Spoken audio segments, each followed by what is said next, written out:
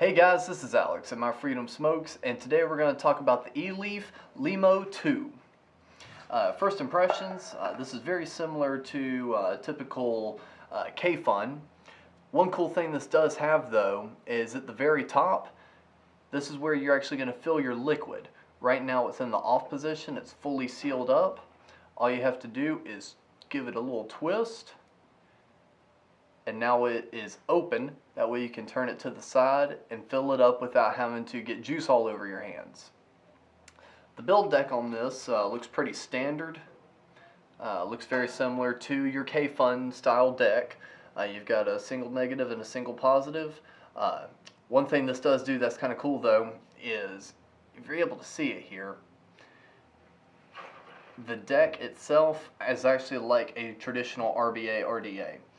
You put the wire through here and then screw this down onto it without having to worry about wrapping it around the screw and then tightening the screw. So I can see that as one advantage. It does make it a lot easier to build on this. You just slide that back in and twist it on up to tighten it. Like so. You also have your adjustable airflow at the very bottom.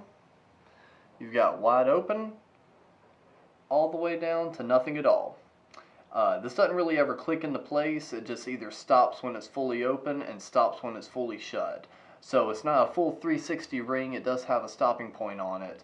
But just make sure and keep in mind how much airflow you've got rolling through it so you don't wind up taking too big of a hit and it not tasting good. The drip tip on this, really wouldn't recommend replacing it with anything, though you could. But honestly, this tip looks great on the device. It's a little bit of a wide bore, so it's going to wind up working great if you're doing something that's going to be a bit lower in your ohms. The bottom is not adjustable. It does not have an adjustable center pin. It is stationary, so don't use this on anything that has a hybrid top cap like a 4.9 or the Limitless mod. Inside the box, you just get a couple little goodies.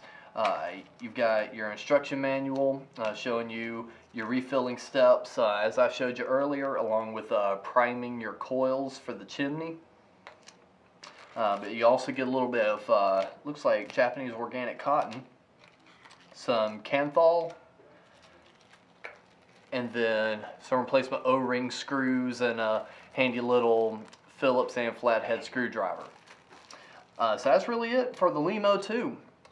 Looks like it's going to be a great tank. Looking forward to hearing what you have to say about it. If you have anything, leave a comment below.